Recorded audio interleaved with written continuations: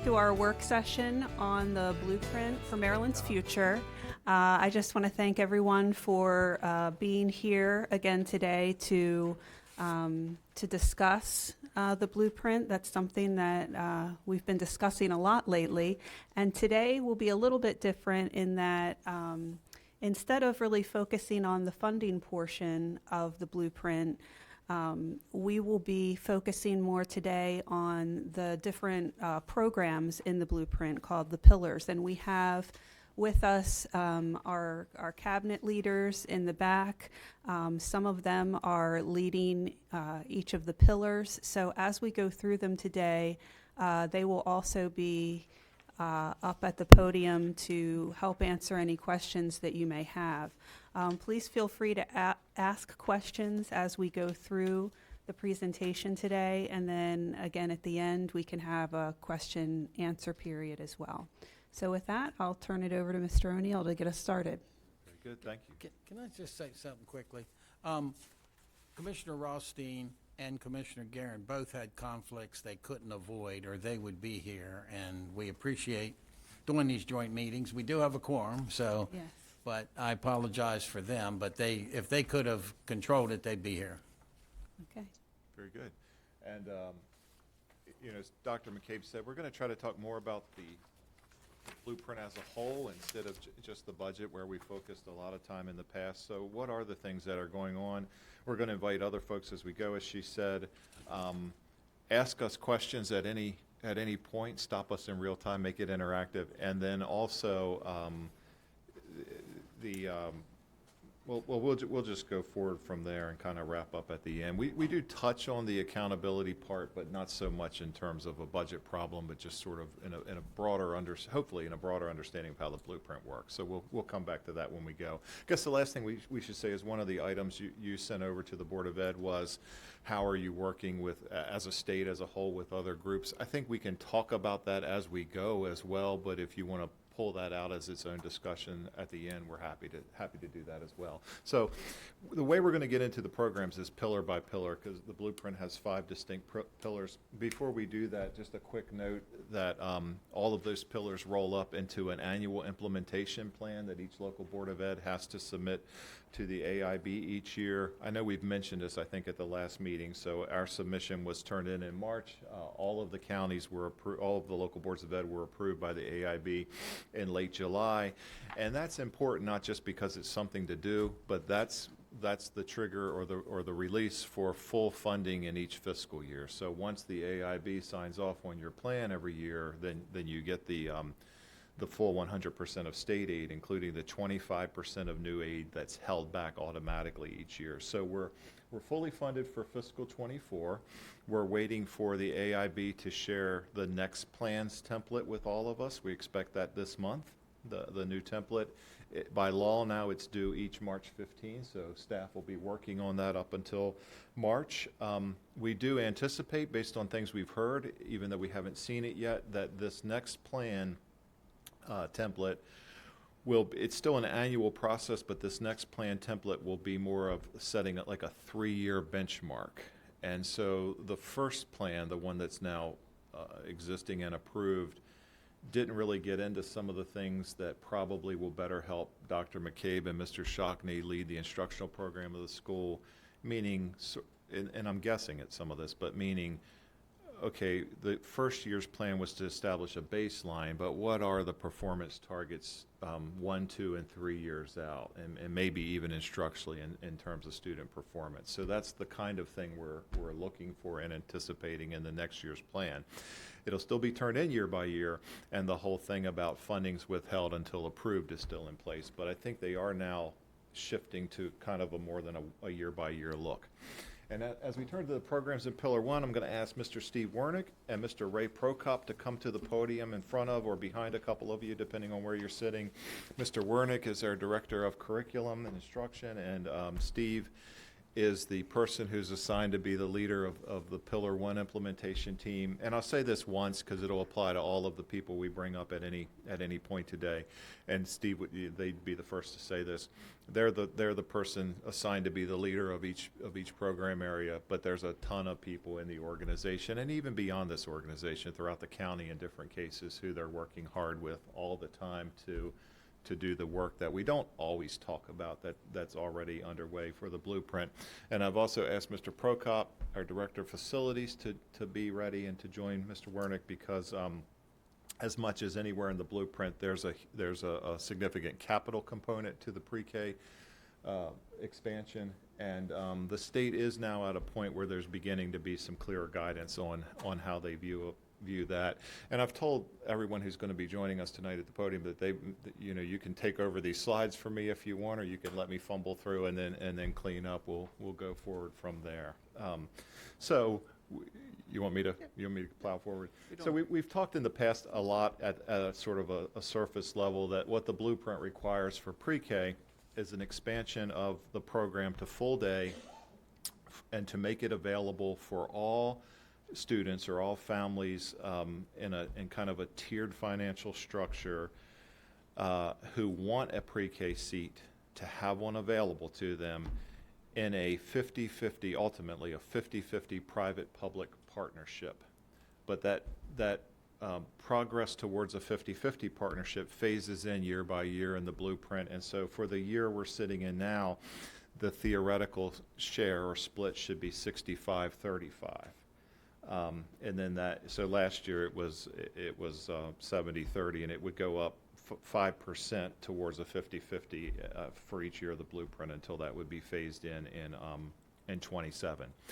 There was a recognition by the General Assembly that the conditions might not be such that school systems could realistically achieve that year by year, especially in the early years. And so there is an automatic waiver built into the blueprint in this area that if you're not at the benchmark year by year, that you can apply for a waiver. I think that goes to MSDE, not to the AIB, and be approved. I believe all 24 school systems are operating under that waiver now.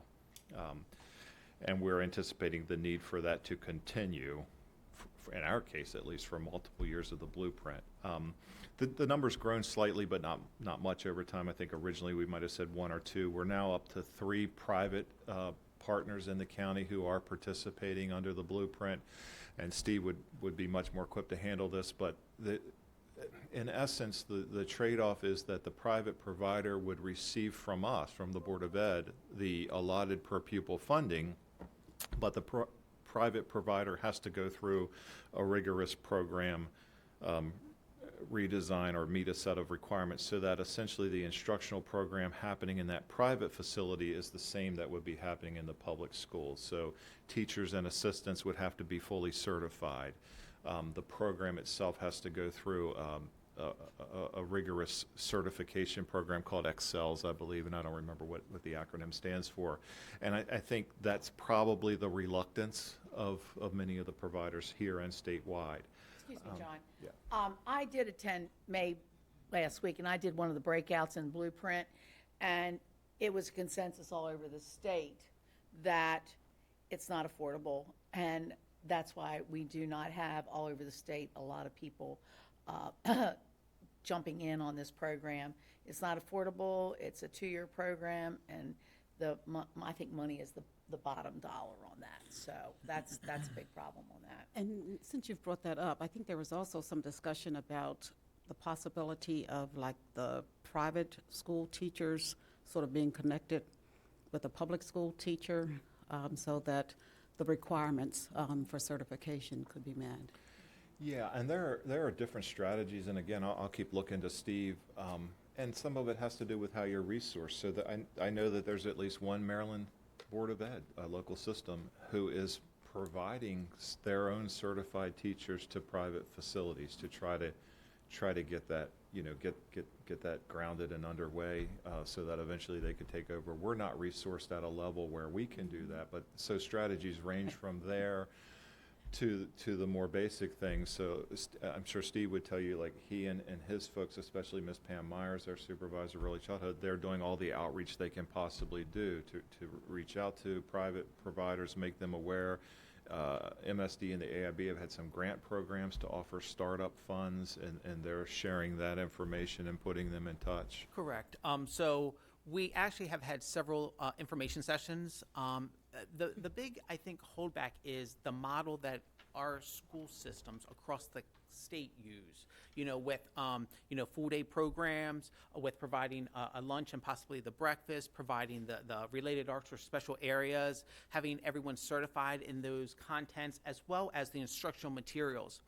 And then both the teacher as well as the assistant needs to be certified, but also receive similar salary or compensation to what our teachers receive, which is a big push for many of our private providers who aren't set up to be able to do that. Where we are right now, and so this isn't reflective of 50-50 and the total spots or seats that 50-50 would represent for all eligible students, but with the slots that are presently in existence between what we have to offer in CCPS and what the 3 participating providers have, the private providers are representing 8% of those existing today slots. So that's a little bit of it's a slightly different way of looking at the challenge of getting all the way to 50-50 and building that whole thing out. We have been progressing towards that as best we can, and with your help and also with some of the blueprint phase-in money and the lingering early childhood expansion grants, we have phased all of our pre-K programs to full day. And I believe, Steve, we have a couple of sites where we've even added a second class within the existing facility today. Correct. We have 3 schools that actually have 2 pre-K classrooms. They had space, and to alleviate, since of course we have Freedom that does not have a program, but we also wanted to ensure that all our students that are in certain socioeconomical areas were all being serviced within the area or the district that they're from. We have 2 programs at Elmer Wolf. We actually have 2 programs at Robert Moton, as well as 2 programs at Runnymede. So we're getting there, and we have a capital bullet here in a second. But where we can, we've expanded with the expansion grant money to what would be ultimately the goal for us, school by school, which is to have 2 classrooms. Being able to sustain that in those sites, in the planned sites next year, is contingent upon enrollment. If enrollment shifts too much, then we're going to need those classrooms differently. But for now, we're doing what we can. This and other areas, because this capital bullet would also apply to career and technical education programs. It would apply to space required for increasing staffing levels or teacher collaborative time, but especially in pre-K, it's true. The state was, I would say, a little out of sync, and they recognized as they enacted the blueprint as a policy and funding law that there was a capital element as well. And so the General Assembly, sort of the year after or a year later, however you want to view it, created a work group through the AIC, the Interagency Commission on School Construction, to look at, okay, what does the AIC need to reconsider or consider in terms of space needs and funding of school construction specific to the blueprint. That work group has finished its work. The AIC has regulations before it at, I think, this month's meeting. I think their October meeting, and then those regulations are published for public comment. And in a general sense, what I can say is they recognize that there's an impact, there's a capital impact in many of these program areas, and sort of the general easy answer is that they're making a move to increase the amount of square footage in which they participate to reflect that. And anything beyond that, I'm going to make Mr. Prokop answer. The Board of Ed has in its CIP and in its Educational Facilities Master Plan various projects that already exist and are in some stage of being underway to try to get to what we believe are our capital needs for the Board of Ed's portion of the 50-50 split. And sort of the big caveat, which I know often I'll sort of try to just allude to, is, you know, it would be very important that, well, how should I say this differently? A thing that worries me a lot in this program area, this pillar area, is if those private partnerships never do fully materialize, whose responsibility are the seats in the other 50%? Does that waiver hold forever? Is there a curative piece of legislation that addresses that? Our capital program is designed, the projects in our program are designed to try to build out space to get to what would be our estimated share of 50%, and that's somewhat of an educated estimate. It's not. There's no certainty there. Nobody has a precise understanding of exactly how many children this would represent, and in part that's because those numbers aren't available, but in part because families also have choice. Just because there's a family with a student who qualifies, it doesn't. That family's not. It's not compulsion. They're not compelled to say, I want my student to participate. So it's not, you know, there's not a definite number that we're working to, but we do have an understanding. And I guess as we transition to Pillar 2, I'll see if anyone has questions more for Steve or for Ray while he's there as well. I had a question. I'm curious about the transportation piece of all this. Again, we don't know where the private places are, right? But, I mean, is this going to be a significant impact on transportation and the need for additional buses and routes, or is it just minimal? So parents have the choice. So a lot of parents are opting, you know, if they're in the area such as New Beginnings in Tawnytown. So parents that live in that area can either choose to send their child, you know, to New Beginnings as a private provider, receiving the same services as you would at Tawnytown Elementary practically, or some parents may commute because of their jobs and want a place close there. And if that if that private provider is providing services, they can opt in there. We currently do not provide, you know, transportation to our private providers, but we do support, you know, our district schools, our public schools.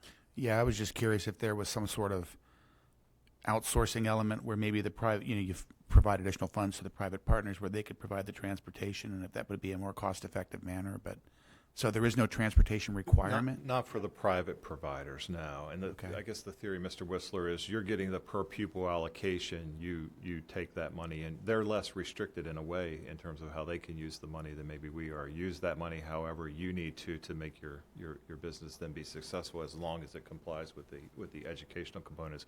Mr. Hardesty, who I didn't have the foresight to bring to the podium, would tell you that our Director of Transportation, in the longer term, as we build out classrooms, if these additions all move forward, we do have a concern about how we would provide that transportation. And some school systems who are sort of further down the road than us in terms of 4 and 3-year-olds are doing different things. Some of them are putting 3-year-olds on the full-size regular ed bus with other students. We haven't.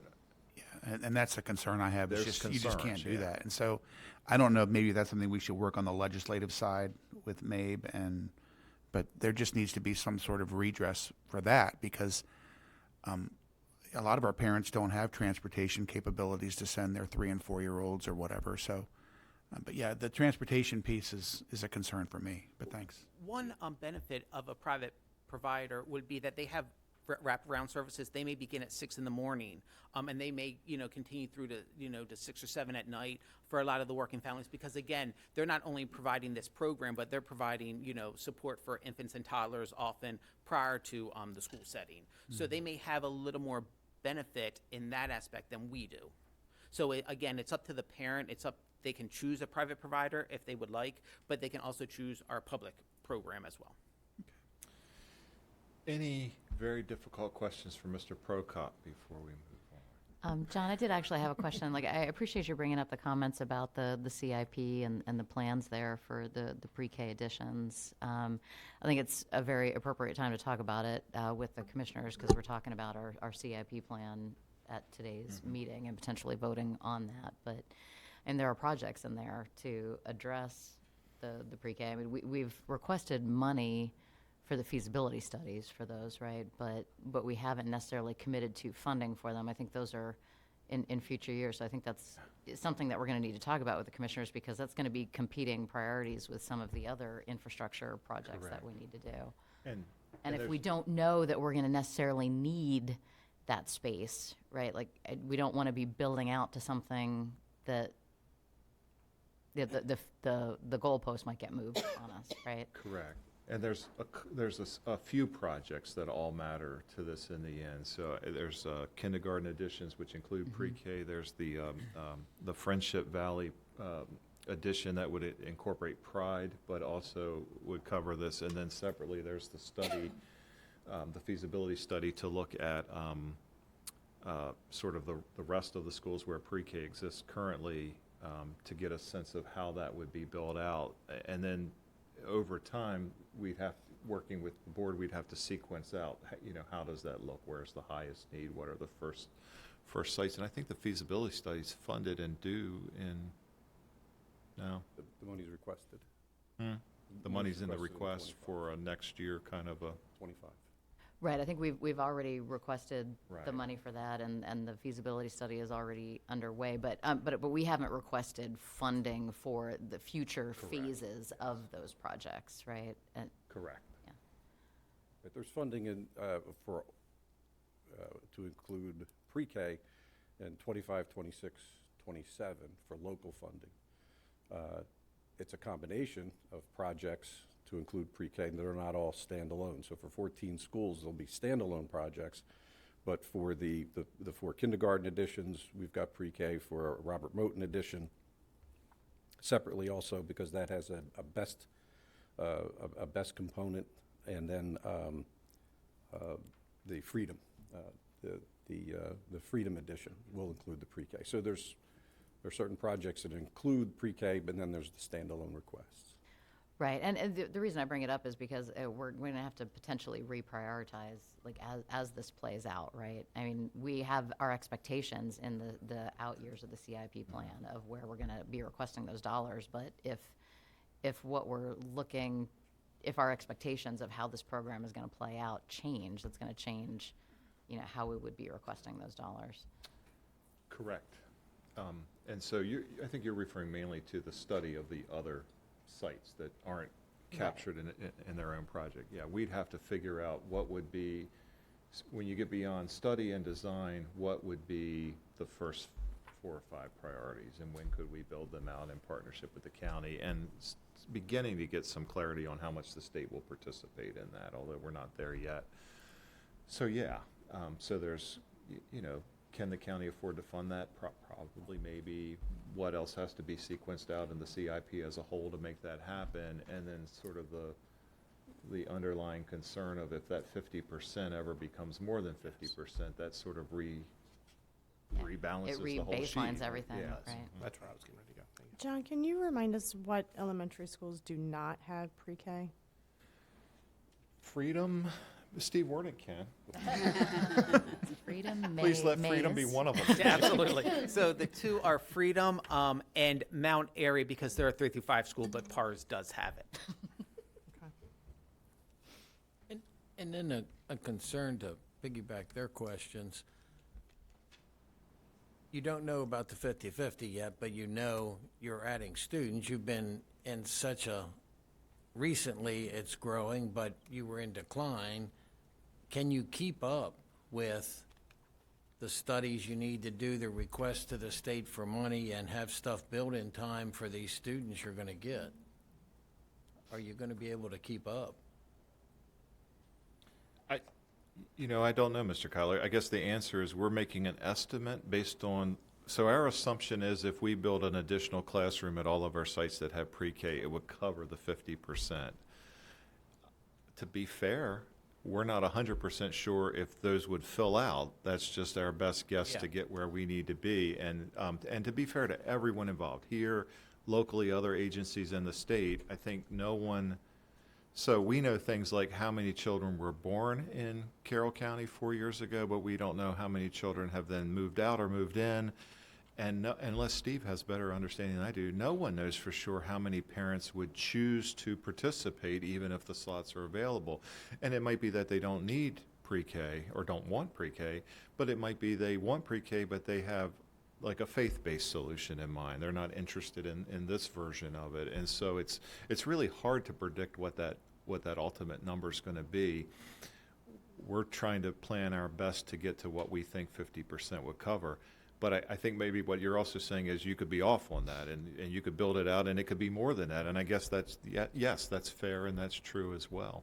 And you have some extra space that might help, but it's not kindergarten and pre-K space. Correct, and that's what's happening in the schools where we've already phased in. There's aren't pre-K classes that they're using. They're just using other space they have. It's not the best space. And you mentioned the faith-based, which parents and families can choose, but they can't be part of the 50-50, can they? Well, you They could be. They just would have to meet the requirements identified by the state. They'd have to give up some of the things they're doing now. Correct. Yes, and they'd have to teach the state curriculum. And I think there's another component of families and wanting more of a half-day or part-time experience too as well with it also, which is a factor, I think, for some families in their decision-making. The only other caveat is this is based on Tier 1 students, so income eligible up to the 300%. We then have to move into what they call a Tier 2 process, where anybody that's between the 300 and 600% poverty would then pay a portion of the fees, and then we would receive a portion from the state. That's actually starting to phase in the next 2 years. So looking at, how our programs are currently, we're going to have additional students, I would assume, based on that 300 to 600% poverty aspect. And we just don't know how many parents would take us up because they would have to pay our portion. We also haven't received what that portion would be, that supplemental portion would be from MSDE. They're still working on that, and we're supposed to receive that sometime in December. Okay, Mr. Werner, can you remind me again of the 3 participating private providers? Absolutely. So in Tawnytown, we have New Beginnings. We have Littlest Learners at Carroll Community College. They're actually our newest program. They started this year. Littlest Learners? And then our third one is Head Start with Catholic Charities. And they also have a program. They use some of our facilities, like they use Carroll Springs. And they use a high school as well for some facilities. So we partner with them to provide some space. Okay, thanks. Real quick question, I'm sorry. With regards to curriculum, are these private pre-K providers, are they allowed to extend the opt-out provisions that we have for our students if we do it in the public setting? There wouldn't be anything, to my knowledge, for them to opt out of at a 4-year-old level. Steve, is that correct? Correct, right now, exactly. I'm just saying if we have a And pre-K, health, Right. health curriculum framework that has objectionable material. They would have can to be- follow the same policy that the state allows for. So if the state says you must have an opt-out, they would have to have an opt-out for that. But know that other school systems may not have a full health department or health teachers. Sometimes it relies on the teacher in the classroom to teach it across the state. So absolutely, it just depends on what the program looks like within their building or school. I'm just trying to discern how much local control we have over curriculum in private partnerships with pre-K, if we have any local So control. private partnerships, just like us, we can choose as long as we're teaching the standards, we can choose our resources or our curriculum to match the standards. They also have programs that are accredited that they can choose from to meet the Maryland Excel's accreditation standards. So they have choices as well as. Okay, thank you. And then not pictured as a bullet or reference yet, but I think everyone's aware, then there's a staffing element to this too. For every classroom we need a teacher, an assistant, and then at a certain threshold, special area teachers so that there can be adequate planning time for all of the educators involved. And that's an ongoing theme that would cross every program area of the blueprint. And then as we start to move to Pillar 2, the concluding thought here in the theme of how are we collaborating as a state, this is an area, and this is frankly an easy one because every county this is a similar experience. This is an area where we know that state leaders recognize that maybe as a state, we're not there yet to meet these benchmarks as they escalate under the blueprint. And so I don't have details yet. There may be people who do, but I don't. But there is an expectation that there is going to be some type of a bill in this General Assembly that would relook at this and perhaps adjust those thresholds or adjust timelines or whatever, redefine standards. Again, all of that's speculative, at least on my part, but I do think this is an area where the collaboration, where the conversations across the state have led leadership to say, okay, there's certain things we do need to look at, and this would be one of those pillars.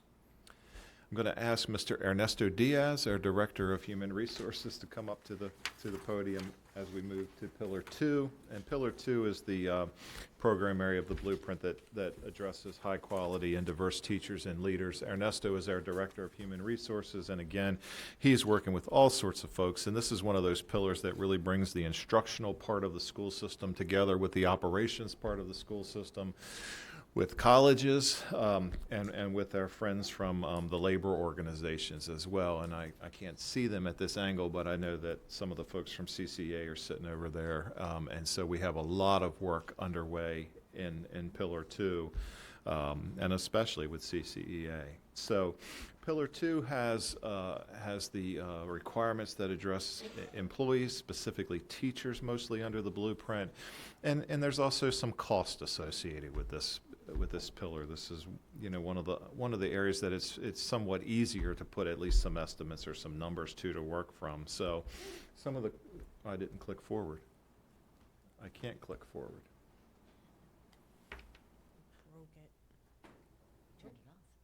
Oh, there it is. There we go. I don't know how I did that.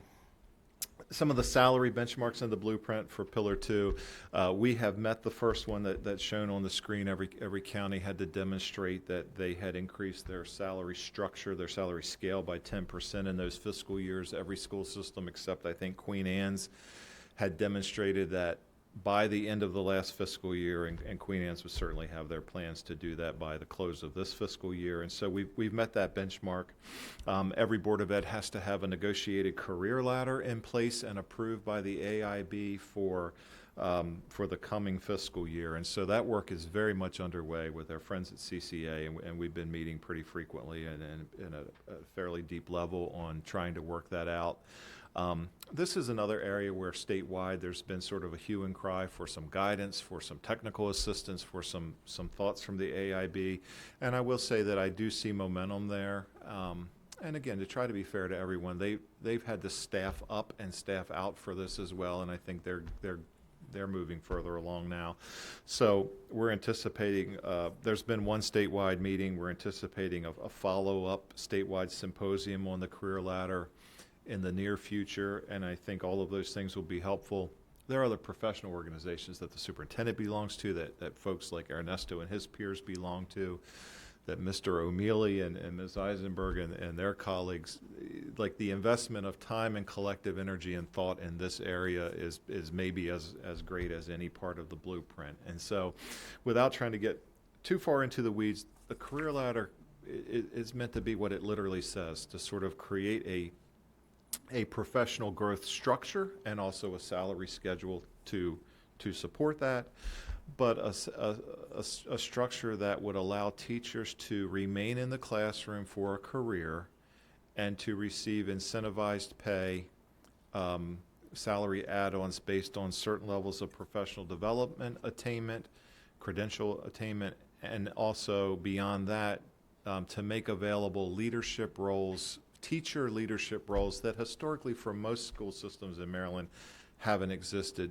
probably I would say due to funding restraints over time. And so you would be moving professional growth, professional learning into the schools over time, sort of equal to and with the system level. So there'd be alignment between what are the goals in the board strategic plan, and then how are those being developed and implemented in the schools, and there'd be various teacher leaders in place to make sure that work happens. And so that's kind of the career ladder as a concept, and then also you need to negotiate the salary part of that.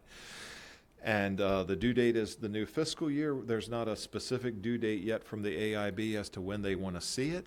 And there's some sort of unanswered questions for people like me who love labor law, but for most of you, you'll probably just glaze over. But like, what happens if you end up in a dispute at the bargaining table? And what happens if you agree to something and the AIB then says they don't approve it? Or what happens if you don't agree at the bargaining table and you end up at impasse and this other body, which isn't the AIB, tells you what your structure is, and then the AIB doesn't approve that? So there's some weird nuances here. But, you know, let's hope that doesn't happen anywhere, but especially here. But that's a new process to also work through. And John, I apologize. Hey, sure.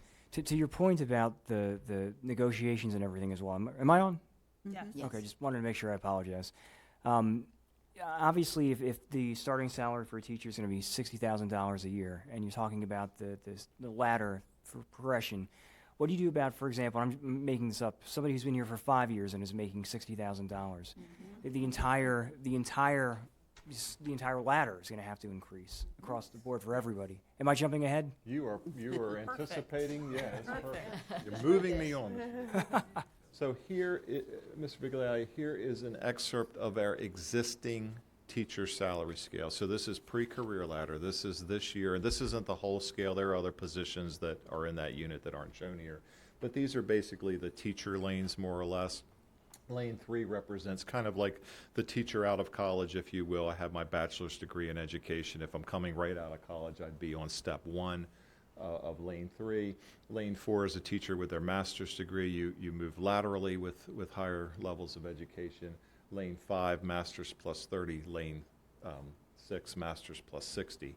And I appreciate the question because it leads into this. And I know that and that means me largely, like in a quick presentation, you tend to reduce it to the most basic things, and I probably have routinely referred to that as the starting teacher salary has to be $60,000. And we wanted to take this opportunity, as we're having a little more discussion about programs and other things, to say it's not quite that simple. And so it's several steps or several experience progressions on today's salary structure before you ever reach $60,000. And so it's not as simple as saying make that first number 60 and you don't have to think about the rest. Because even with a master's plus 60 on the first step, you're not yet quite at 60,000. So this whole thing has to be figured out in that kind of a relationship. And at the same time, moving from sort of a historic model like this to this new career ladder concept at the same time. So there's a lot to happen here. As we've presented budgetary things to you in the past, and we sort of put a number to this, that's a very general estimate of saying if that first number at lane 3-1 needs to become 60, the distance from there to 60 is X percent. It's a little over 15 if my memory holds. And so what would it take to just move that entire scale accordingly? And that turns out to be, I think, 27 million from memory. And that's certainly the simplest way to do it. They would probably be fairly agreeable to that sort of thing. If you're unable to fund at that level, then you have to bargain the difference, for lack of a more sophisticated way of saying it. Because the law doesn't change that the minimum number is 60, and you have to deal with sort of the rest while at the same time trying to incorporate it into a salary scale. And let me, I didn't invite them to the podium, but let me say that, just to be very clear for the sake of whoever might watch, these are good and meaningful and productive conversations that are happening with our teacher representatives. And it's been, I think Ernesto would agree, for me, it's been enlightening for me. It's been interesting. Lots of different ideas have been thrown around and discussed with meaning. We're not yet negotiating. We're not at that stage yet, but sort of as a professional development, a professional exercise, we're working hard on this and trying to figure this out and trying to figure out creative ways to get there that maybe could give Carroll County a bit of an edge early on, as opposed to other counties. But it is a heavy lift, and it is a complex proposition, and sometimes I think we briefly describe it and sort of don't give it its due merit as to how much is involved here, the complexities. Well, and I think you're right, too, with the complexity, because of all the incentives that they're talking about including with it, right? I mean, if you've been teaching here for 5 years and you don't have a master's degree versus somebody who's just coming on and has a master's degree in that first year, or somebody who has the master's degree plus 60 credits who may have been here 2 years versus somebody who's been here for 25 years but does not have a master's degree. Yeah. And there's, like I said, there's a lot of work going on here. University of Maryland, College Park School of Professional Development is engaged with Montgomery and Prince George's County and working on certain models that I think have a little less to do with salary and more to do with the concept of career ladder. Other counties have things underway. We are all sharing this information. I know that MSEA is sharing information as you would expect. I think the AIB will get to a place where they're sort of doing some modeling soon, and maybe that will be helpful. But good, important work and discussion is happening here, and I have some hope that, you know, we'll figure this out and we'll come up with something that works for Carroll and be meaningful. At least that's my hope. And this is also something that other counties are concerned about, other boards of education are concerned about. Absolutely, absolutely. And by the way, I take total responsibility for asking for that other item on the agenda, so that's my fault. And I have no problem with discussing it as we go, so. It's actually great because when we started thinking about what we wanted to cover, we thought we actually can fit that. We were planning to sort of fit that conversation in as we go. And if that's not sufficient at the end, we'll loop back and talk about So far it's other been things. fantastic, Great. thank you. Yeah. I do want to add one thing, because after 10 years, they either have to have 30 credits or a master's here. So if 10 years, that's it. And that's within the state, Yes. for the state. Either 30. So they Gotcha. can't be teaching 27 years and not have that. So I just want to make Yeah. sure everybody understands that. Yeah, correct. And then I don't want That was just an example from No, this. no, I just want to make sure everybody watching understands that too, that in 10 years, it's got to be done. And I know teachers that have not done that. But Blueprint doesn't legislate any of that. That's the issues. They legislate the 60. You guys have to negotiate and figure out the rest. Yeah, and I would think that they would ultimately say that the blueprint is a law like laws before it, so it would set the floor, not the ceiling. And so there'll be counties that try to exceed 60,000. There'll be counties that maybe try to exceed the $10,000 add-on for national board or what they pay teacher leadership roles. And we'll sort of have to work with that as well as time goes on. I just think one of the pictures I'm trying to paint is I think it's a huge lift and it's also a financial lift. But once you get down to it, I'm building hope that this, like everything before it that seemed insurmountable is not going to be insurmountable, but there is a lot of meaningful work that still has to happen here, certainly, and then collective bargaining. But it's good to have people you collaborate with to try to get there. And as we do a little bit of this for each pillar without trying to get too far in the weeds, it's as with everything, early child, it's also always more complicated than that. So the law, to me and to others, doesn't seem to dictate that incumbent existing teachers must join the career ladder. But if they do, then they're on the career ladder, and the 60-40 time splits and all of those kinds of things come into play.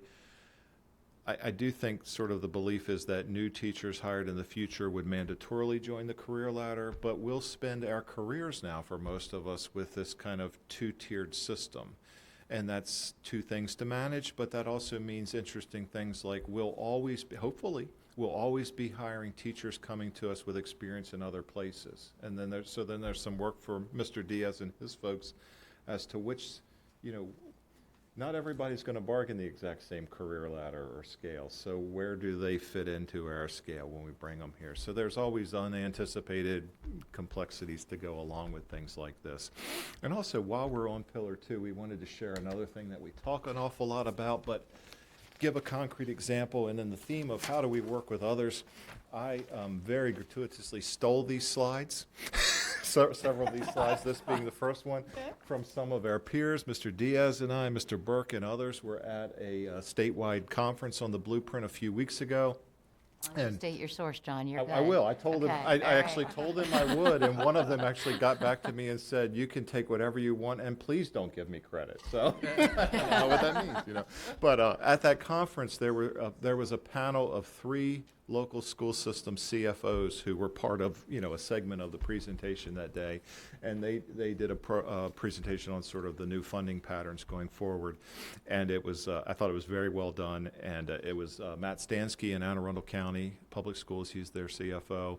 Tammy McCourt in St. Mary's County, who's their, they were all three CFOs, and Leslie Pellegrino in Frederick County, who is now just about to retire after a long, stellar career. And so they teamed up on this, and there's little snippets I borrowed throughout, this being the first one.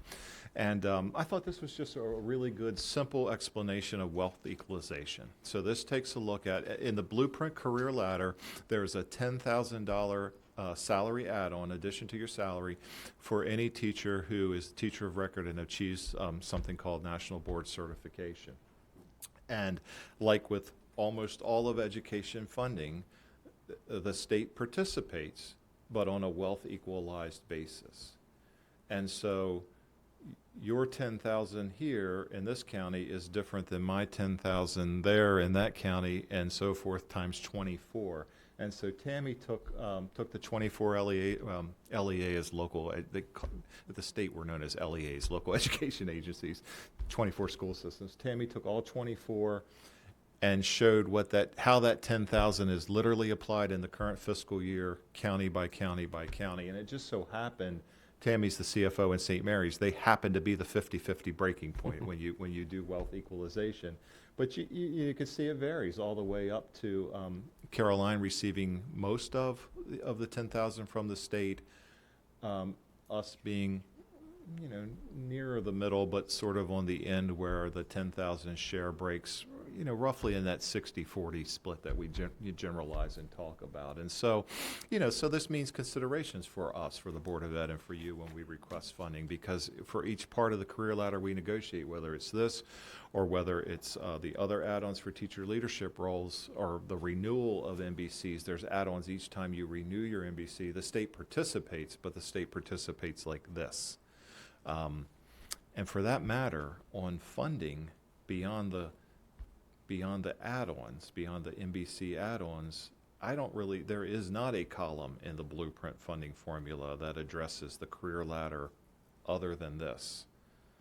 So the funding to get to 60,000, or the funding just to give a raise, and by the way, for all the rest of our employees beyond teachers, is an ask of you, or an ask of you plus the portion of the formula that we refer to as the foundation, which is sort of the least restricted part of the formula. But the 13 or 26 million to get to 60, that's kind of a you ask. There's not a pot of money like this for that from the state. I think those are the slides for Pillar 2. Ernesto's been waiting there, dying to say something. Any questions on sort of the highlights of teacher quality? You mentioned the other bargaining units. Now, Blueprint has some restrictions, whatever, for like assistant principals on what their job will be, but none of the other bargaining units does Blueprint have anything on what their salary needs to be. Correct. The Blueprint does specifically, the Blueprint defines assistant principals in this broader category of teacher, and so there does need to be a career ladder or this career ladder in place with the A&S unit here, but that won't pertain to every position necessarily within the A&S unit. The other bargaining units, there's nothing in the Blueprint law for them, and so the Board of Ed last year with your funding assistance tried to proactively address some of those units, knowing that we had a lot of work coming in the next couple of years with the teachers especially, and also the A&S unit. And we didn't get into it again here, but in addition to just the numbers that Mr. Vigliotti thought were helpful, there's what does that compression then mean for the other units? Because suddenly if a teacher who today is 97,804, just very loosely, there's no meaning behind this, but if I'm suddenly a career ladder person there and I get $10,000 for National Board and I've renewed it 3 times, so I also get 8 and 7 and 6, and I'm a lead teacher, another 5,000, okay, who then can become an assistant principal? And so if now all of a sudden assistant principal used to be here, they have to be here if you realistically want to hire them, and then what about all the principals? and then the supervisors. And at the same time, we're trying to hire desperately every qualified person we can for a lot of jobs. We're trying to work with competition and inflation and all those factors that we always hear about to hire the best we can. And so that sort of that heavy lift of salary, at least in my view of the blueprint, is really a local exercise, or at best a local funding exercise, and or just the foundation part of the blueprint. But I feel like we've been okay in trying to demonstrate that the foundation has been spent many times over. There's not money sitting in the foundation waiting to be used here. Question. I have a question. I think we're, what, about 4% of our staff is conditionally certified? That's correct. And last year we were 1%, so it's unfortunate to see us jump to 4%, in part because of those blueprint requirements and the need to hire more folks, but not having a whole lot of access to teachers. Does this salary scale also apply to conditionally certified individuals? In other words, they may not have a bachelor's. Are they just given that bachelor status? I mean, how does that work for conditionally certified folks? So historically, the short answer to your question is yes. Now, one caveat with the number of teachers who are not, that they're certified, they're just on a conditional certification, which means they're on a provisional contract. That conditionally certified teacher could be someone that we've hired as a career changer who is coming in, perhaps has a mathematics degree, there's a mathematics vacancy, we hire them.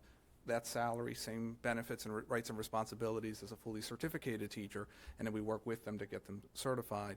But there are other flavors of that. So for example, you could have a teacher who's been with us for a decade and a half, came to us fully certificated, but for whatever reason wasn't able to keep up with the credits and suddenly drops it. So it varies and it fluctuates.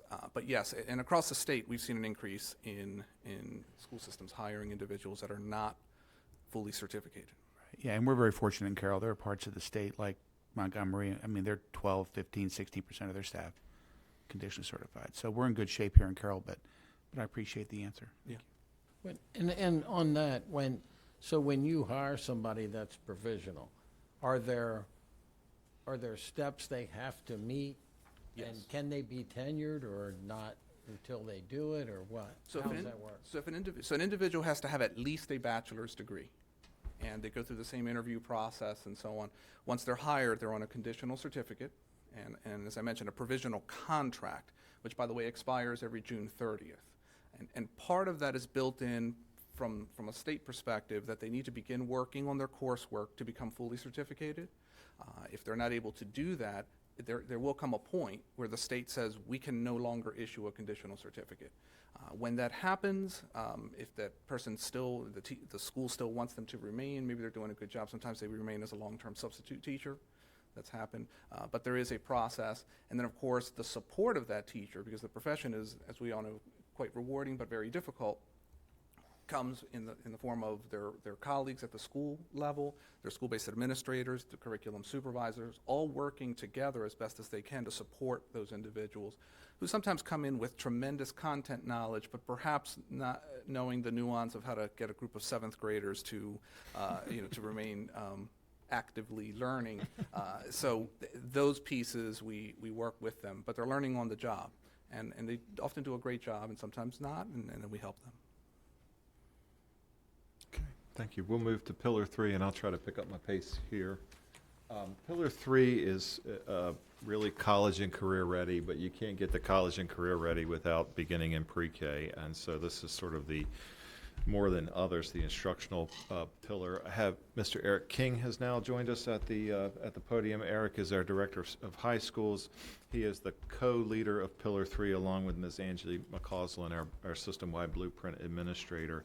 And I'll try to do these a little more quickly. Eric can add in, and you can certainly continue to ask all of your questions.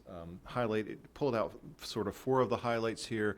This is another great example of a lot of collaboration, locally and statewide, in these programs. And so there's the career counseling program requirements that requires every school system to have an agreement with the local workforce development board. In our case, we're very fortunate to have a Carroll local workforce development board who has already been a great partner. I'm curious just in passing how that works for other parts of the state where there's more of a regional workforce development board, and there's not a kind of a county-by-county structure.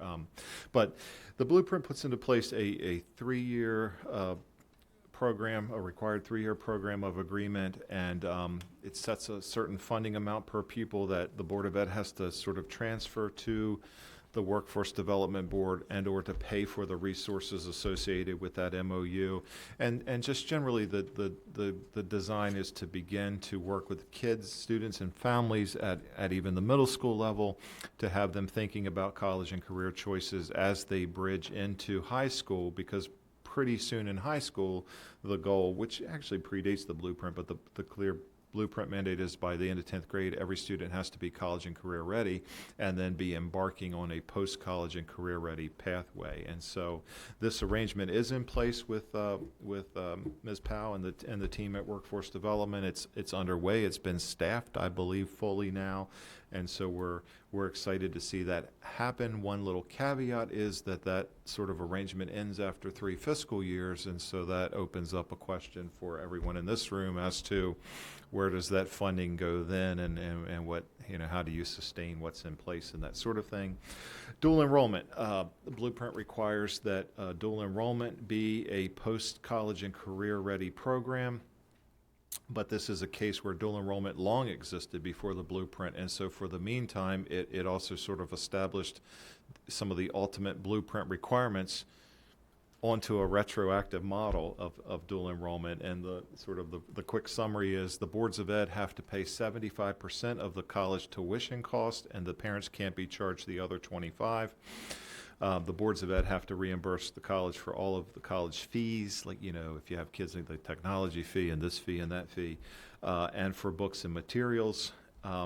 We estimated for this current fiscal year that cost would be about $1 million, and it looks like we're going to be around there, pretty close to that. Mr. Shockney and Mr. Wernick and Mr. King and others in the instructional team are trying to get underway working with Carroll community to talk about how we might define this this dual enrollment program in the future under the blueprint with a renewed MOU. Blueprint also requires, like everything we've been talking about, I've been talking about sort of the traditional college courses. It also requires a dual enrollment agreement on CTE programs, industry licensure certification programs. And we have a little bit of work underway with Carroll now that should grow under the blueprint. Those programs may be smaller numbers of students, but very costly per pupil in terms of the fees and the cost with those programs. So that'll be interesting to see how that unfolds. On the next slide. John, before you move on, the $1 million that you estimated for the dual enrollment piece, that included some estimate of an increase in dual enrollment, right, because of the cost being covered by CCPS. It did, most especially knowing that the fees were coming. And we sort of then learned that also books were part of fees in the interpretation of the AIB. And so I feel like we're okay for this year, and we are planning for the future. In the 3-year phase-in we've been showing, we also had built in some increases. The blueprint, this is a place in the funding formula of the blueprint. There is a CCR column, funding column, and there's a set per pupil amount that the state assigns to that column. This is one that I would say universally, you talk about statewide collaboration. Ernesto and I actually presented on dual enrollment at a recent conference, which was more of the budgetary part of it, not the instructional part of it. And I got nods from everybody, and I actually saw my peer in Montgomery County giving me the thumbs up. And when you see that, you're like, wow, that's we're on the same wavelength. So I would say this is an area where all 24 locals are seeing the same thing. The targeted per pupil amount is not paying for all of the things on these 2 slides together. So we might be okay with dual enrollment, but I would anticipate probably some year-end surplus or a year-end transfer, depending on how it ends up, being required to pay for all of the 4 bullets and the sub-bullets on slides 7 and 8.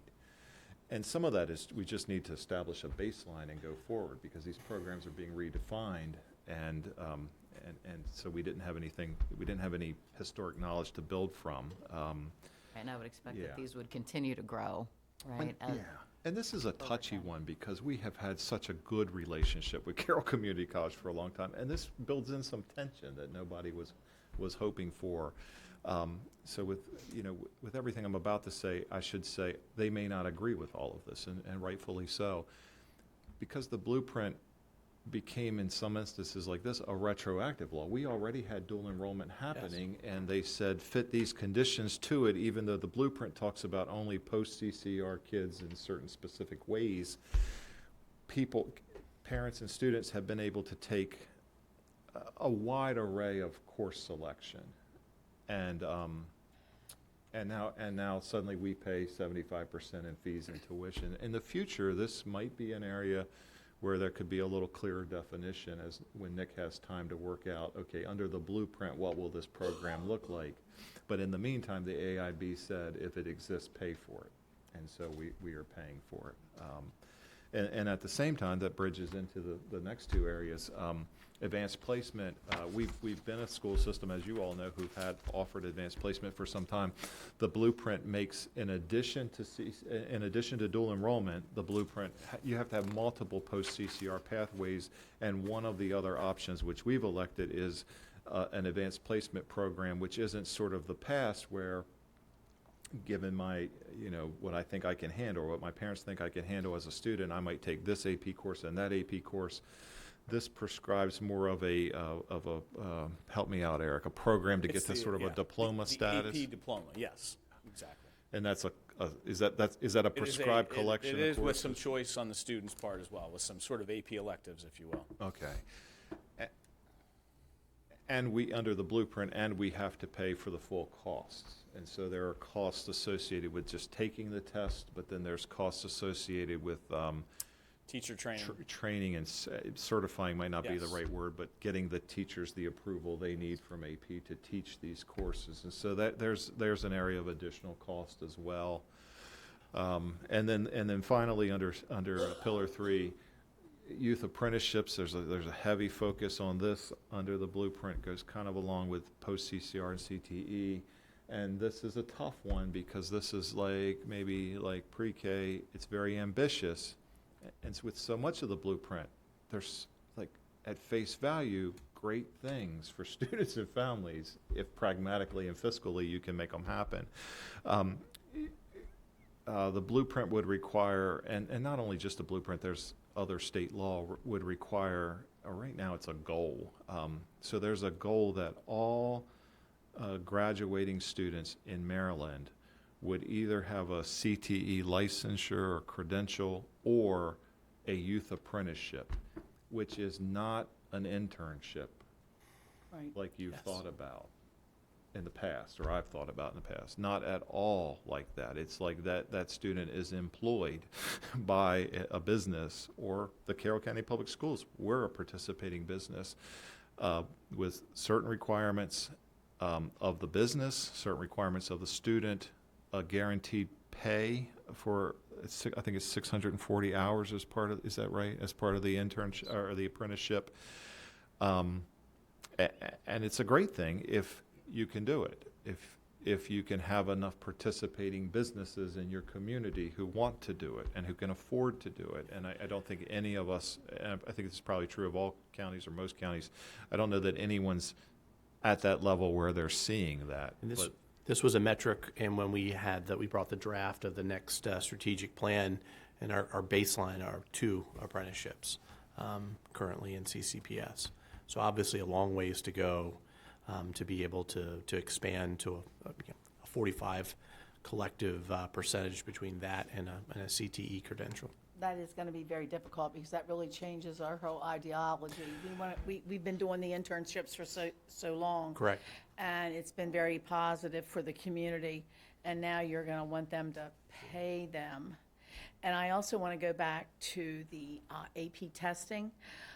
And so many students would take the class and then not take the test. And I will tell you, it was so expensive. And it's a double-edged sword that we're all going to pay for it now. But we really never figured out how well we were doing on our AP education because we never had an accountability, or we never had an end where we could see, well, they got a 3, a 2, a 5, and, but that was the big problem, and I know Kim Dolch was all the time out there trying to raise money or trying to figure out how to get these students' testings paid. So that is a big plus, and I hate, it is. That's an excellent point. And under Kim's leadership, when I was principal at Winters Mill, I discounted AP tests with my principal's fund so that the 5th and subsequent test was free. Right. And as we analyzed the scores, you'd see kids with a 4, 3, and a 2, and a 1. Oh, that was my free Mr. King test. So motivation and being completely bought in. And so I learned my lesson. After that, I did some discounting, but they were not free. Because a kid that has some skin in the game is highly motivated. And obviously, great teaching, and great curriculum. absolutely, But yes. so it's a very interesting dynamic Right. we're entering. And with the, I'm sorry. I'm sorry, I was gonna say, I think that's another piece too. You were talking about accountability, like, there needs to be some type of guarantee. We're investing in this child and this student with the perception that they're gonna go to college. They're gonna take these things to college with them. But if they're not gonna go, I mean, I don't wanna say we wasted the money, but, I mean, that investment's gone. And as far as businesses, I mean, unfortunately, I mean, I'm even seeing this, you know, with a lot of my friends' kids that are trying to find jobs. Businesses want to hire adults. They're not looking to hire kids. Like, they want to make sure that the adult is going to, they're, again, investing in the adult. You know, here's all the benefits we offer them. So a lot of them aren't willing to take on hiring teenagers and making sure that they're there, because unfortunately, I mean, That's going to be a really big hurdle. It really is. the economies, I mean, that's the big thing with the economy. You got people losing jobs and trying to find other ones. I think, go ahead, Mr. Scott. Say, the testing makes me think back to concurrent enrollment. What if I'm a 10th grader and I take 2 classes over at community college and I fail or I don't attend? Do you pay for the next one? That is a great We don't question. know We've yet. Yes, we are negotiating those exact issues My as we speak. kid, I'm going to say, you better go, I'm paying for Right. this. Yes. Now, I'm not sure. We're trying to navigate those issues. With the exception of the CTE pathway, the AP pathway or that pathway to an associate's degree through the community college, those are very, very big commitments. And I think a big piece of this is going to be that education of the student and you know, that kind of career counseling that happens even down into the middle school level. While obviously we want to make, you know, students have and families make informed decisions, there is a lot of pressure. This is a little different than before. We've had great success with our CTE pathway, so I'm optimistic that with time we can start to see the same degree of success. But you know, pursuing an AP diploma or an associate's degree is a big commitment. And for the associate, that's 30 credits. So you know, that's at a minimum for that student's, you know, depending upon how it's structured, their junior and senior years will be all dual enrolled courses. But Mr. Kyler, you bring up a great point, and we've had a lot of internal discussion around, you know, just that. But it is, and we very are clear with families, that is a grade on your transcript that, you know, obviously that we're transcribing back for. So if you fail a course that's through dual enrollment, that impacts obviously what goes on your report card through obviously reporting the dual enrollment, but you know, and all the things that go with a failing grade, for example. So that failing grade in a college math course is the same as a failing grade in a you know, in a CCPS 11th or 12th grade math course as well. And the kids that care. I mean, you had back when they were paying for it. I know a young lady right now graduated with her college degree 2 years ago. This year, she will finish her 4-year college, and so it really benefited that family. But I just wonder if you're going, like you say, you need to have skin in the game sometimes. Yep. And that kind of goes back to, I mean, I've kind of brought this up in the past about, you know, a summary when a student applies for career in tech, because you hope that student, like, this is what they want to go into, they're applying for a career in tech for a specific course, that they're going to do something with it later on. But sometimes they don't. They use that as kind of like a stepping stone. It's like, oh, I can get into college a little easier with this. You know, and I've suggested before some type of brief summary of why you want to do it. And again, a lot of times I know that we have criteria to get into career and tech, but again, sometimes you have that student where they might not be strong in science, they might not be strong in math or in social studies, but if they went into auto mechanic, like, they're a champ. They got it no problem. Like, they know what they're doing. So a lot of times it has to do with that interest. So I always go back to the summary piece to make sure that this is what the student wants to do and this is their plan going forward. And currently, we have the system in place that if kids are waitlisted, the school-based counselor administrator, Mr. Riddle, is very open to those conversations, and he is looking to get, obviously, he has to follow the process to get the most qualified, but he is always open to having those conversations for a kid that really does need career and tech, and he and I just had that conversation. Mr. King, didn't we also change the application to? We did, yes. We have So do you intend to, Yes, to that is- pursue yes. a career in the field in which I you're did not applying? see that. I'll tell you, I did not see that.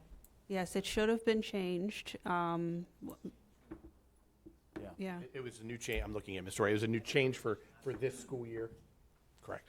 Yeah. So it is updated for this school year. Okay. I'll just let you know when my son just did it, there wasn't any other. Yeah, please check on that. You missed it, yeah. Question. And I'm going to say one more thing. That's going to change the look of high schools too, depending on how many then do that enrollment at Carroll, and that's going to leave empty seats in the high school. So, but you never know each year who's going to be on first, second, and third base. So that's something else we're going to have to look at in the future. I think we're working to define what that pathway will look Right. like. And I envision. And we don't know. Yeah, And every year it's going to change. It could, but I envision that there probably will be a pathway to an associate's degree. Students can always choose to dual enroll, but I think the challenge is what will CCPS cover as part of that pathway.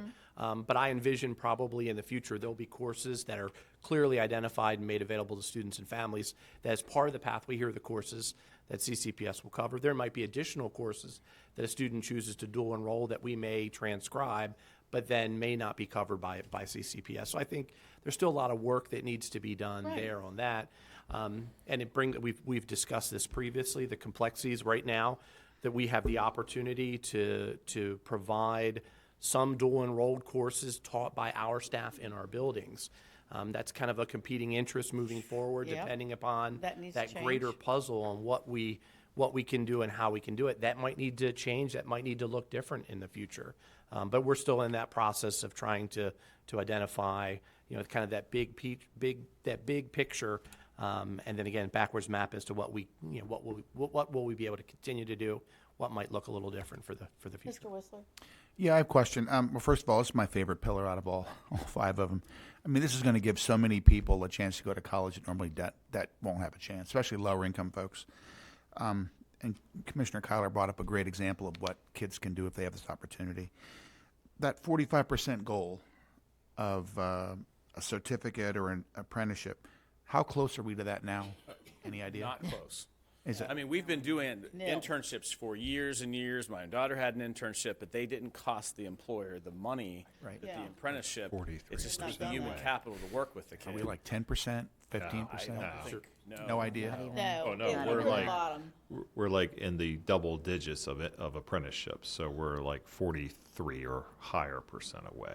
Okay. Yeah. Now, we're very successful with the CTE credentials, that Yes. achieving Oh, that yeah. industry standard for the students who Yes. enrolled in a Correct. CTE program, but we're nowhere near. But on the internships for non-CTE credentials, we have become a participating employer this year, and we're in the process of building out, and we'll have 5 or 6 students throughout the school system in various roles. But we haven't yet been able to reach a point where we have participating businesses who are. Yeah, I understand. Business. What about like our teacher academy folks? Are they being used as maybe one-on-ones or instructional assistants in our elementary schools, middle schools? Are we looking at something like that? That is what we're looking at. Yeah. That's one of the examples. We're looking at some folks in Mr. Davis's technology services shop. Food services? Well, food services, we haven't been able to crack that yet because some of the conditions of the employer are that you have to be able to build out a reasonable career opportunity, and so the LLR has to also sign off. But Mr. Hardesty has a GIS plan in place in his shop. Mr. Prokop has some of the skilled trades in mind. I might be forgetting one or two, but we're going to start out this year and see what we can grow to in future years. I think there's also a cost in terms of paying them, but it's not an insurmountable cost within our operating budget. So I've sort of, with the superintendent's blessing, sort of authorized, let's get started, and then we'll see where we are in a couple of years. Building maintenance, custodial. Yeah, those kinds of yeah. things, So Ray's involved. I think I've covered most of the shops that are involved, and so we'll have some this year, and we'll try to grow on that in the future. But whether that won't get us to the 45% or anywhere near it. Whether there's a participating business community here to fill that gap, I'm not sure. We'll see. This is a new conversation, and Well, this so might help us with some of our staffing issues as well. in the meantime, we're hoping that goal doesn't become a requirement. Yeah. That's what I was going to ask you. Like, what does it mean for the Maryland law to set a goal, right? Like, it versus a requirement, because are there penalties potentially associated with that down the road if we don't hit it, or? No, here's what it means to me. So I used to, I worked most of my career having never seen a law that was a goal. And then I'd say in the last 5 or 6 years, that's become a thing. It's not a lot, but at least in education. I don't know about the rest of, what the General Assembly does. So there are goals for what staffing of guidance counselors should look like. And at the time that the General Assembly started taking a toe in that water, we were collectively, what does that mean? In some cases, like the one I just gave, nothing has changed other than that should be your goal. But they've accepted the fiscal realities and staffing realities and never went further. This one has a lot of heavy push from others, but from one particular senator. So the other thing is, if it's a goal, what I generally see is it gets revisited every year as to make it a requirement. And I do think this will be one that comes back every year to change the goal to a requirement. And Donna, if that ever passed, what would that mean? It's like having a requirement of getting to 50-50 in pre-K. Right. Okay, but if that's not going to happen, then what? It's not realistic. Yeah. So, and that's not one that's realistic, at least not in the nearer term. But I do believe Senator Rosepap there will be a bill this year to make it to make it more than a goal. So, John, you bring up a good point regarding, the Department of Labor. I mean, there's certain laws in place regarding minors and certain equipment. So how does that get worked? Is there going to have to be a specific pay? Because you can go to one place and make one amount of money, but you can go another place and make another amount of money. So you're going to have that competition. And I mean, I worry about, between OSHA regulations, different licensing regulations, health department regulations, there's certain things that a lot of companies are like, I don't want any part of it. yeah, and I think that's a concern. So, and I'm not an expert on this. Angie would be a much more expert source, but what I do know is there are prerequisite requirements that include training, and depending on the role, OSHA would be, would enter into some of those. And so for us, in some of the roles we've talked about, we know that we will have to do that, and we'll be working with our educational program folks to make that happen. But for a private business, do I want to take that on? I believe the only pay requirement is that you meet Maryland minimum wage. So if you could, I guess maybe the student might do it because of the opportunity, even if it's less pay than they would make if that was their real life job. And sort of the 640 hours is requirement, and then sort of just the thought that there's at least a career opportunity here, not a guarantee of employment, but at least the opportunity to advance into a career pathway here are the big things. Try to wrap up here real quick, and the good news is pillars 4 and 5 are combined. Pillar 4 is called more resources to ensure all students are successful, and pillar 5 is governance and accountability. And we're gonna, and Ms. Whittle is coming to the podium. Pillar 4 never gets any time. Christine Whittle is our Director of Special Education and our leader of Pillar 4. Pillar 4 deals largely with concentration of poverty, and then the specific student populations that we're to focus on, like English learners, special education, what am I forgetting? English learners, special education. And then discipline and behavior. Yeah. We don't have a sustained concentration of poverty school in Carroll County. We have a conversation with them. They've identified a program, although I think when they redo the numbers, it won't still be there. So that's not something that's impacted us yet. For the other areas, they have impacted us. That's the thing we've spent a lot of time talking. Oh, compensatory ed. Yep. How could I forget that? This comes down to the programs, but also how the money's being spent. So when you combine 4 and 5 together, that's what you get. We've talked about this in the past, and this isn't that presentation, but we're spending way more than required in special ed, and wish we could spend more.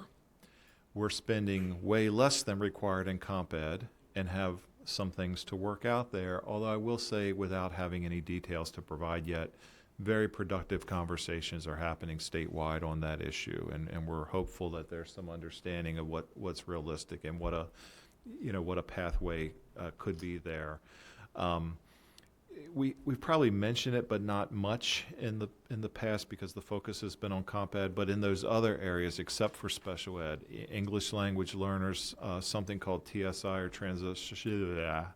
transitional supplemental instruction, and pre-K, which is in the first pillar, we believe we're out of compliance by about 5 million collectively. But we haven't focused a lot on that in the past, because 37 million sort of becomes the focus. And Mr. Kyler's assured me 5 million is not a real problem. 37 is. So we're. I don't remember that. Not in his house, right? We know we have some work to do there, Can but eat bologna. program by program, those are easier to handle, and so some of them also may solve themselves a little bit, like pre-K, as we build it out, and other things. One important piece of news we wanted to share is that last sub-bullet, the AIB has instituted a grant program with all 24 school systems, and have engaged each of us with a strategic facilitator that they have vetted and sort of matched with us. So it's loosely like a co-hire, if you want.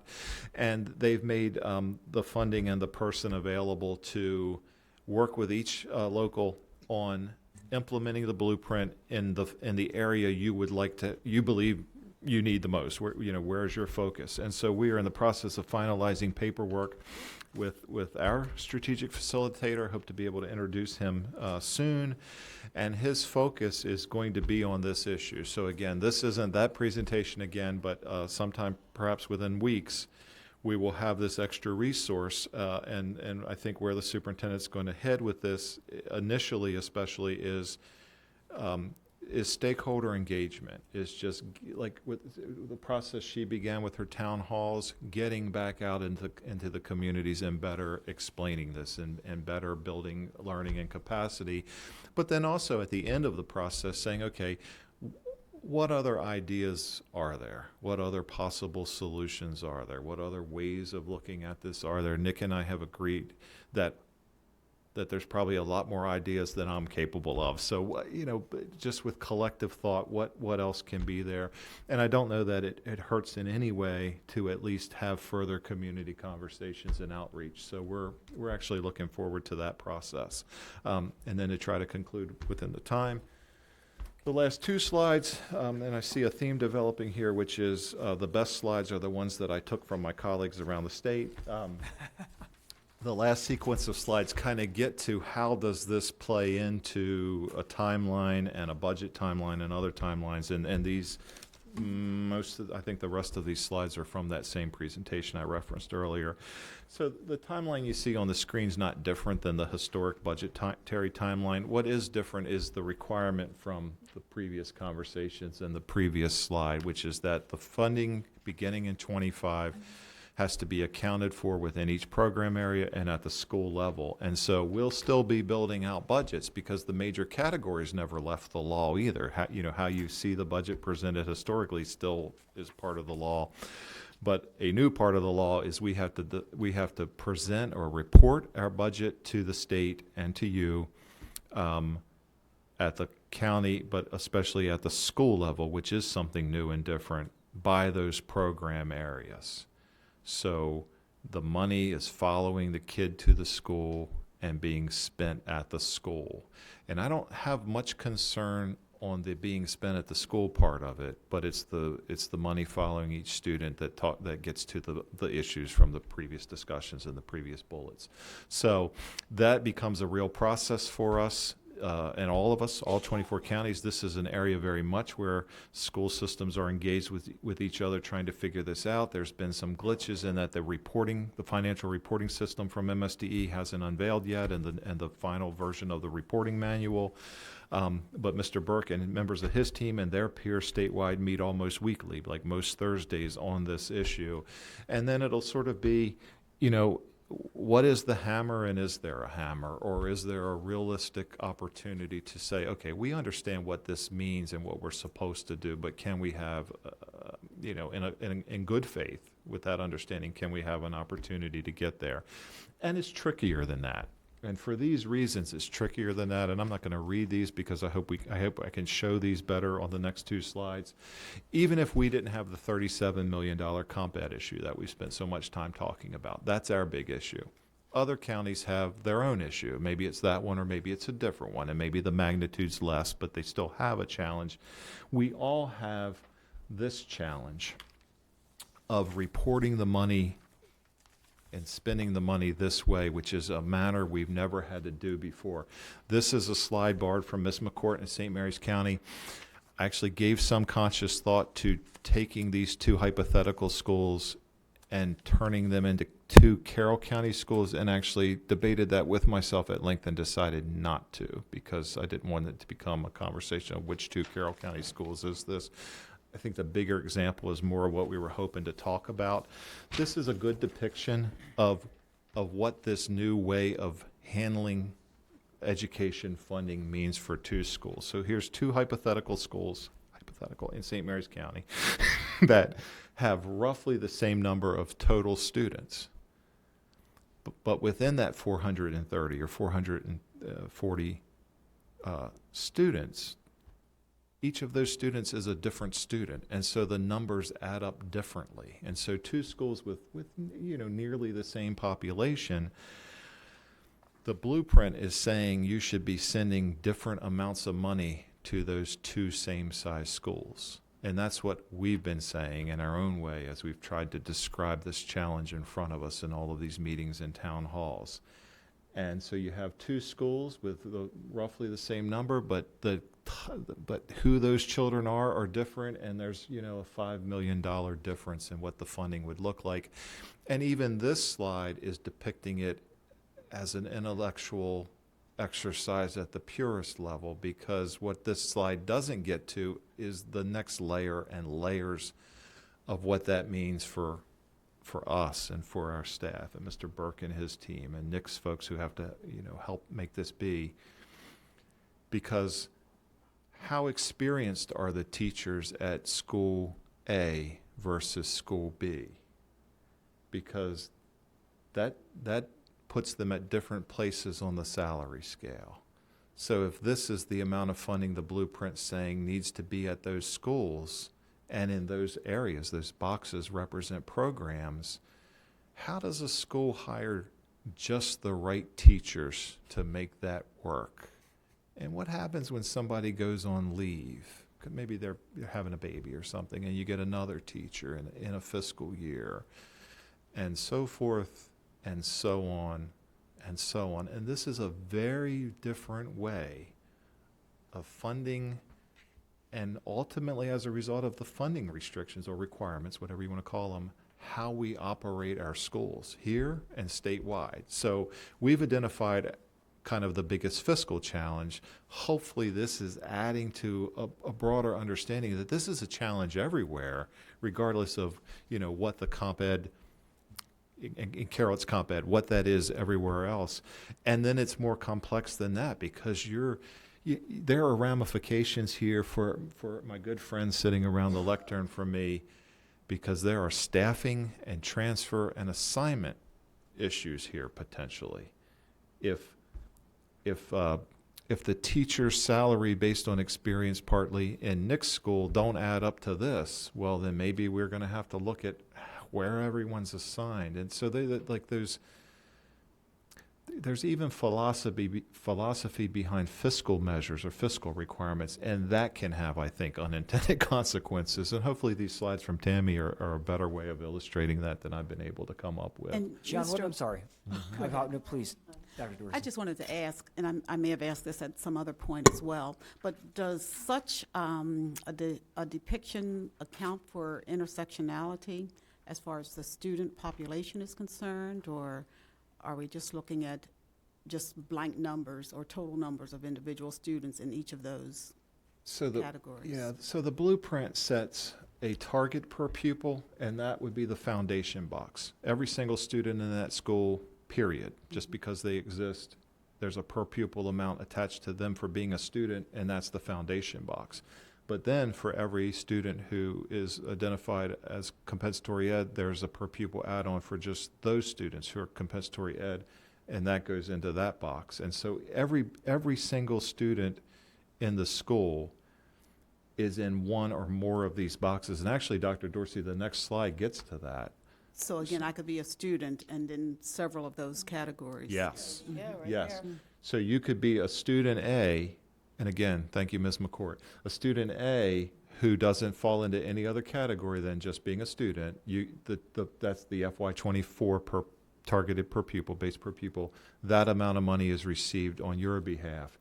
Student B happens to be a student who also is identified as comp ed. That amount of money for that student is identified up to a student, and there would obviously be various variations, but up to a student who happens to fit all four of those represented categories. That student, that much money needs to follow that student to a school. And then in theory, well, I don't know about in theory, I think what they mean is, Nick's going to continue to be my hypothetical principal. Nick's supposed to be spending that money in these boxes on those students. And so Nick's supposed to be, as a principal, think about how hard it is to be a principal anyway. We did it with special ed, but again, I know Yes. that was different. Nick's supposed to hire the right people at the right salaries to serve those kids in each of these boxes every year somehow. And I just think that's an incredible. The philosophy I get, I mean, whether I agree with every part of it, yeah, we should be serving kids with needs where they are. And I don't know that anyone realistically has ever disagreed with that. But the consequences of what that means, the way this is laid out, is he also has to become a different kind of budget analyst as a principal. I think that principals do a lot with funding anyway, but now you're saying, hey, Nick, Ernesto's going to be calling Nick saying, hey, Nick, I don't think you can hire Ms. Savigny for that comp ed role because that'll put you over in your comp ed stream, and we're not going to be able to show that report each year. You know, all of the numbers and all of the columns aren't going to line up. That's what this is setting up. Yeah. And that's why I think Superintendent McCabe and others around the state have been saying, you know, people need to understand this. And at the end of the day, there has to be some realistic, pragmatic understanding of how this works. Also, and I know I'm out of time too, but like, what does it mean at the end of a fiscal year? You always have a surplus. Legally, we can't overspend your budget, and you know we're never going to get right to the penny. Nobody's that perfect. But now we're going to have. I don't have the spreadsheet with all of the columns, but now we're going to have money left over in certain columns. These being some of them, and Mr. Burke and his folks are going to have to know where that money is once it moves into your fund balance forever, because what we're hearing from the state at least is when you spend it later, it took a minute, I think, this is me and they might disagree, it took a minute to get them into that conversation. Like the only way it breaks even every year is if we hire everyone on July 1 and they all work all year and no one leaves, no one has a baby, no one's replaced, there's not a sub, then we spend exactly that amount of money. But that's not life. That's not how this has ever worked. So what happens when two of Nick's comp ed teachers leave for maternity and he has $80,000? What I'm hearing them say is you'll just keep record of that and then you'll spend that back out where it was supposed to be in the future. Okay. John, I think Okay. this is a fantastic example to try to illustrate the things that we've been saying all along. Because basically at school, you're spending double at school B is what you're spending at school A. And what are the unintended consequences of that? Because the only way to meet those two, with 80% of our budget being labor and benefits, right? Like that is to move teachers from school A to school B which dramatically, and all the more experienced teachers from school A to school B. So you're left with fewer and less experienced teachers at school A. And the unintended consequences of that are that that's actually punitive to school A and will have performance going down in that school as opposed to. That was going to be my question, because I don't agree with this philosophy. I think it's deeply flawed and has lots of unintended consequences. So if you're going to tell me my kid's going to school A, do I homeschool or go to private school? Because he sure ain't going to get his fair chance at that school. What do you do? And that's what we're going to have to wait and see.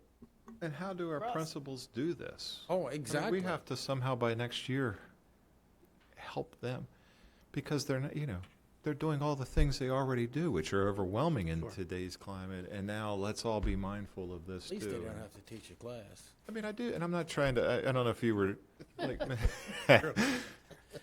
Just to be like, what I meant was, because I'm not sure if you were taking issue with me or the blueprint. Like, I do agree that you want to. If Miss McCabe could have been providing extra services to certain schools, she always would have been. So they've been in Board of Ed budget requests for. But we can't. And now we move from, okay, we never quite got those things we were hoping for, to now we're going to get whatever we get under the blueprint. But this is how it will have to be organized and spent. And this, I believe this is not a well thought out consequence of that. Yeah, certain kids need more services, and we would love to give them more services and always have. But who's going to manage this in a meaningful way? It's that, and it gets back to, historically how we've operated with the concept of FTE or positions. When we needed additional resources where we could, we put additional resources in places. But that doesn't necessarily work in this example, because you could have a very veteran teacher retire, replaced by a new teacher, or vice versa in either model, and it definitely changes that whole structure significantly. It ties your hands in a lot of ways. And it has bizarre operational consequences for you, the Board of Ed, because this is a good one. I think everyone knows this one. You've been funding your local facilities budget through surplus or fund balance for the last several years after so every few years we come to you and say, hey, fund balance is healthy. How about a couple of million into infrastructure renewal?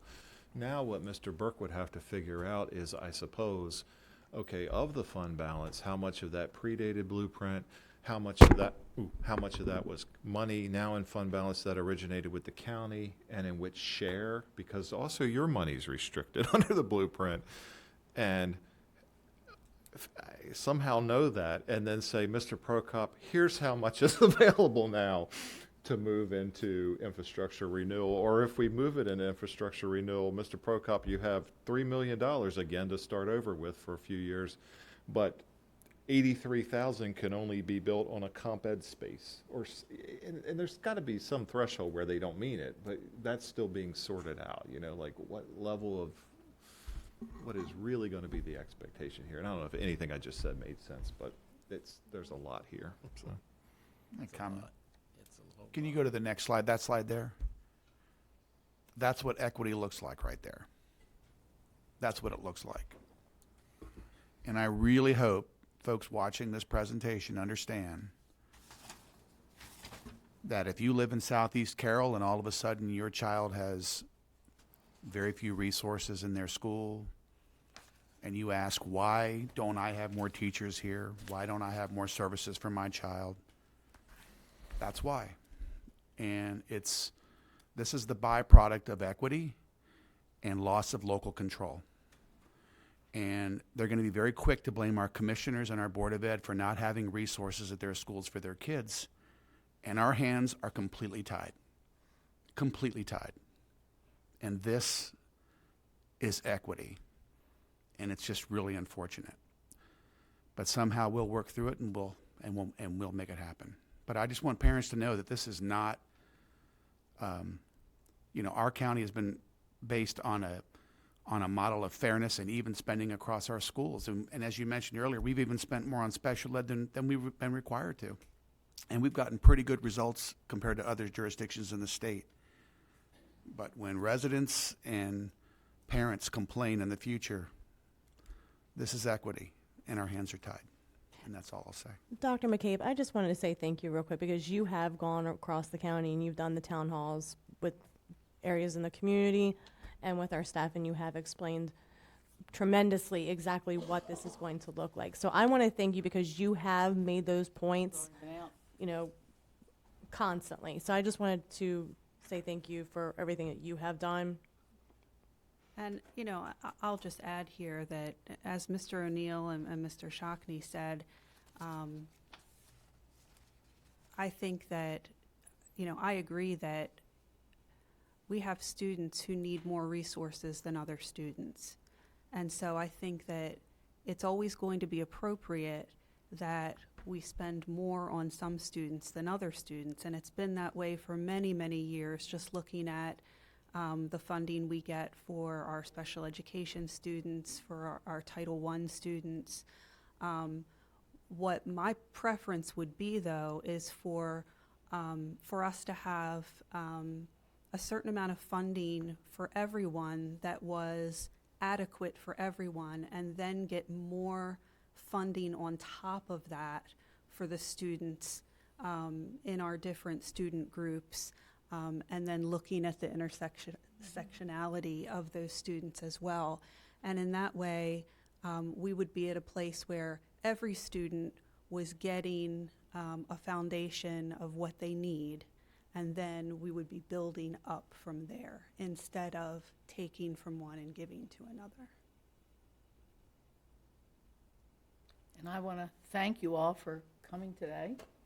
I think this was a very good explanation of our steps and our problems that we're going to have coming down the road, and it's going to be very difficult, and it's going to be a totally new look at Carroll County Public Schools. Can I ask one question that I think you'll answer pretty quickly?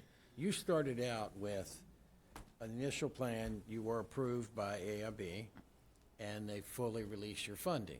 Mm-hmm. Did that happen with all jurisdictions? Yes. And were any of them smacked on the fingers, or pretty much it all started out pretty even?